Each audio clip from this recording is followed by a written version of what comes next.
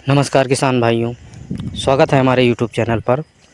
आज फिर से जुड़े हैं एक नए वीडियो में नई जानकारी के साथ, जिसमें हम बात करेंगे धान की नर्सरी को हम कैसे करें और हम एक अच्छी नर्सरी के लिए किस तरीके से अपने खेत का निर्धारण करें, बीज का निर्धारण करें और कितने घंटे भिगोएं, साथ ही साथ हमें किस तरीके से बोना चाहिए।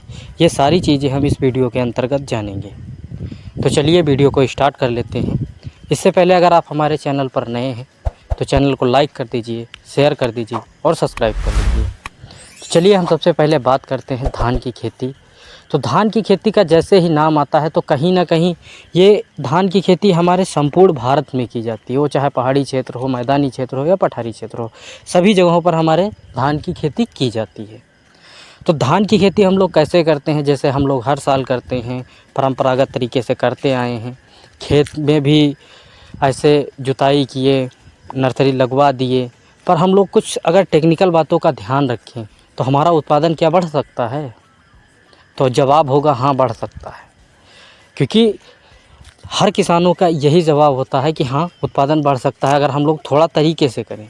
तो अगर हम तरीके पर बात करेंगे कि तरीके से हम किस तरीके से कर सकते हैं, तो अगर नर्सरी की बात आती है तो जैसे ही नर्सरी की बात आती है तो कहीं ना कहीं नर्सरी ही डिपेंड करता है हमारा उत्पादन कितना होगा।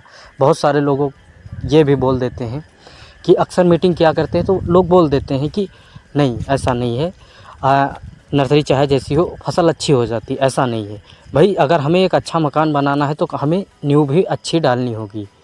तो अगर हमारी नर्सरी अच्छी होगी तो हमारी पैदावार ऑटोमेटिक बढ़ जाएगी। अगर हम इसके थोड़ा सा प्रैक्टिकल करने की कोशिश करें, जैसे बात करते हैं कि नर्सरी अगर हमारी गड़बड़ हो गई, अब हम चाह रहे हैं कि हमारी नर्सरी गड़बड़ है तो हम अच्छा उत्पादन पा सकते हैं। क्या हो सकता है भाई? अगर थोड़ा सा डीप में जाएं तो क्या हो सकता है? नहीं। क्योंकि अगर हम लोग नर्सरी में सुधार भी कर पा रहे हैं, क्योंकि नर्सरी में हम लोग पूरी कोशिश करते हैं कि हमारी नर्सरी सुधर भी गई, तो जो सुधरने में पौधे को टाइम लगा, क्या वो टाइम वापस आएगा? भाई फसल अगर हमारी 135 दिन की है तो 135 दिन में हमारे जो सुधरने का टाइम रहा वो पौधे का ड्यूरेशन घटा। अगर वो स्वस्थ होता तो एक अच्छा और डेवलपमेंट हो जाता, तो हमारी जो उत्पादन है वो बढ़ जाता। तो इसलिए नर्सरी में जो हमें बातों का ध्यान रखना है वो बहुत ही ज़्यादा ध्यान रखना होता है, क्योंकि नर्सरी से ही हमारी फसल पर पूरी डिपेंड हो जाती है कि हमारा उत्पादन कैसे होने वाला है। तो अगर हम सबसे पहले थोड़ा सा बात करते हैं कि आप लोग कितना बीज लगाते हो 1 एकड़ के लिए? 1 एकड़ के लिए तो जवाब आता है 5 kg, 4 kg, 4.5 kg, ये जवाब मिलते हैं। पर क्या इतना बीज करना चाहिए हमें? भाई जवाब आता है हो जाता है, इतने में 1 एकड़ हमारा खेत लग जाता है। तो नहीं, ऐसा हमें नहीं करना है। हमें जो बीज लेना है वो 6 kg 1 एकड़ के लिए लेना होगा। 6 kg इसलिए लेना होगा कि अगर हमारी नर्सरी गड़बड़ भी हो जाती है या जब हम बीज करते हैं तो हमारा क्या सारा का सारा बीज अंकुरण होता है? नहीं।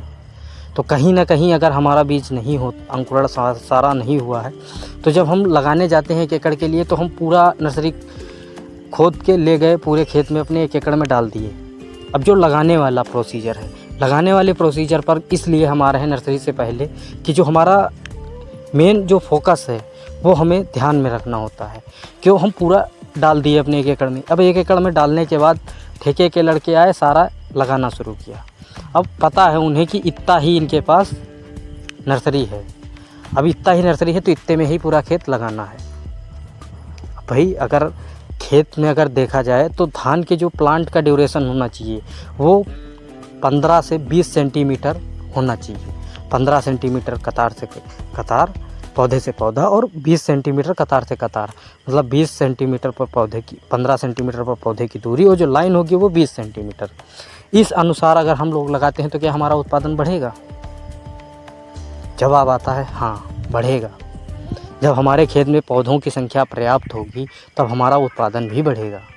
अगर वही हम बात करते हैं कि 1 एकड़ में हमें कितने पौधे लगाना चाहिए, तो 1 एकड़ में जो हमें लगाना चाहिए वो लगभग 1,35,000 से 1,40,000 पौधे 1 एकड़ के लिए पर्याप्त होते हैं। पर देखा जा रहा है कंटिन्यू किसानों के बीच में हम लोग जाते रहते हैं तो देखते हैं, देखा है कि कभी कभार क्या होता है वो 20 सेंटीमीटर नहीं 25 सेंटीमीटर 30 सेंटीमीटर पर पौधे की दूरी है। और अगर लाइनों की बात की जाए तो पूरा 1.5 फीट पर लाइनें भी बनी हुई हैं। ये उन क्षेत्रों के हालात हैं जहाँ पर पानी की मात्रा भरपूर रहती है। उन लोगों का कहना है ब्यास आके हो जाता है, तो ऐसा ना करें। क्या ब्यास से हमारा उत्पादन बढ़ता है? आपका जवाब हाँ होगा, पर नहीं बढ़ता है। अगर बढ़ाना है उत्पादन तो हमें पौधों की संख्या बढ़ानी होगी। अगर पौधों की संख्या बढ़ानी है तो हमें नर्सरी का जो बीज है उसको बढ़ाना होगा।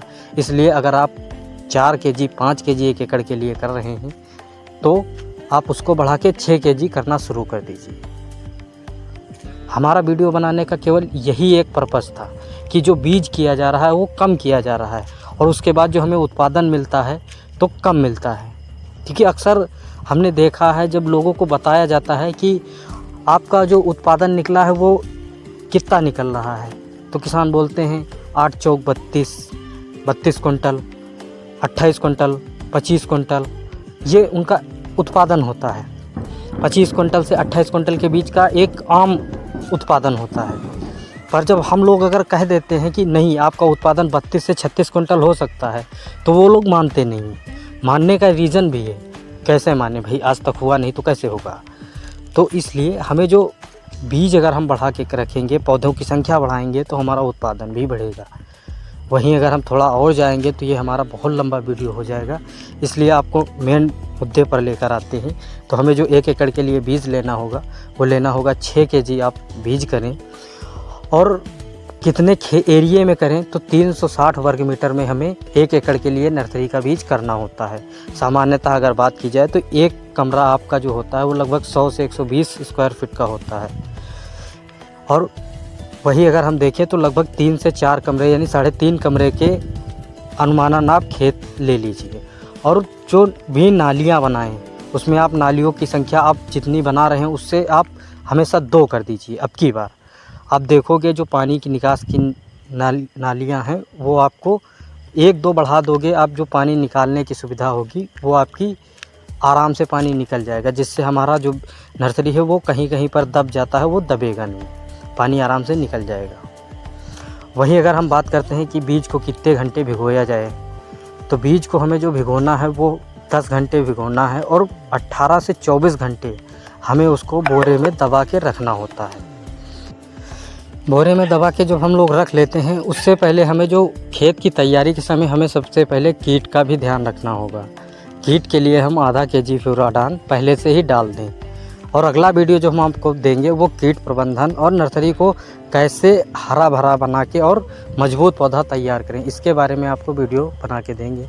तो इसी के साथ हम अपना ये वीडियो समाप्त करते हैं और मिलते हैं नेक्स्ट वीडियो में। तब तक के लिए धन्यवाद।